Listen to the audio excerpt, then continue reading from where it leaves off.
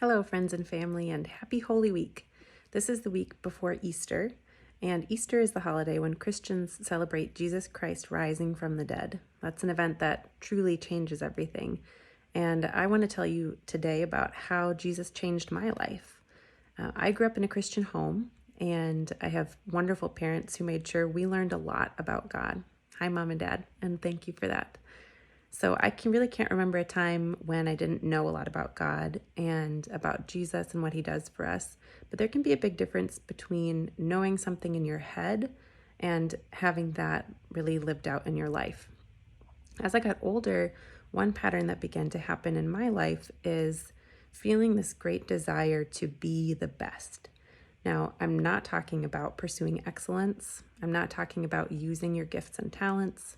I am not talking about doing the best that you can do. Those are all really good things and we should do them.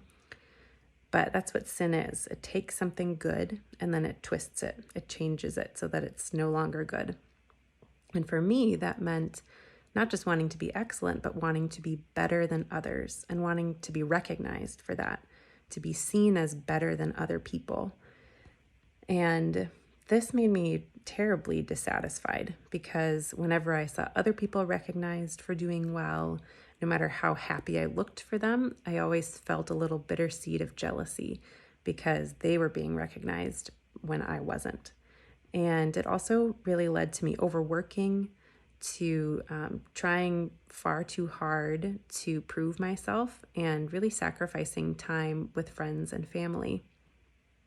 And God helped me recognize this pattern by allowing me to feel very discontent and finally to turn to him and ask, what is going on? Why am I feeling this way? And he really helped me see a lot of different places in scripture that talk about the excellence of Jesus.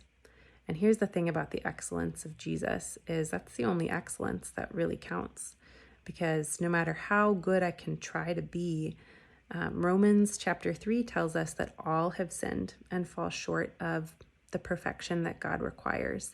The only one who meets that perfection is Jesus. And Ephesians 2 tells us that while we are in that sinful state, God, who is rich in mercy and great in love for us, makes us alive together with Christ. And that this is not of your own doing. It's a gift of God. It's not a result of works. And when you receive that gift, the gift of the excellence of Jesus, it's counted as your own. So realizing that really sets me free. It sets me free to do the best that I can do and not to worry about how it compares to others. It sets me free to enjoy the excellence of others and to really rejoice in their recognition and their accomplishments instead of wishing that they were my own. It keeps me out of competition with other people.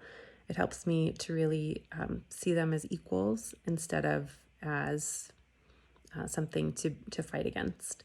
I'm not perfect in this by any means, but I'm able to recognize it more and more when it happens. And when I am secure in knowing that the excellence of Christ is what counts for me, then it really changes the way I feel about myself and the way I feel about all the people around me. It also enables me to try new things without being afraid of how good or bad I'll be at them. If you would like to talk some more about Jesus, if you want to ask me any questions about what I've shared, if you want to tell me your own story of how Jesus changed your life, please message me. I would love to hear from you and talk with you more about that. If you want to hear some more about Jesus during this Easter season, our base chapel here at China Lake Naval Base has a new YouTube channel in this COVID age. We are going to have some new resources posted on Sunday that are specific to celebrating Easter. So I would invite you to check those out if you are interested this Sunday.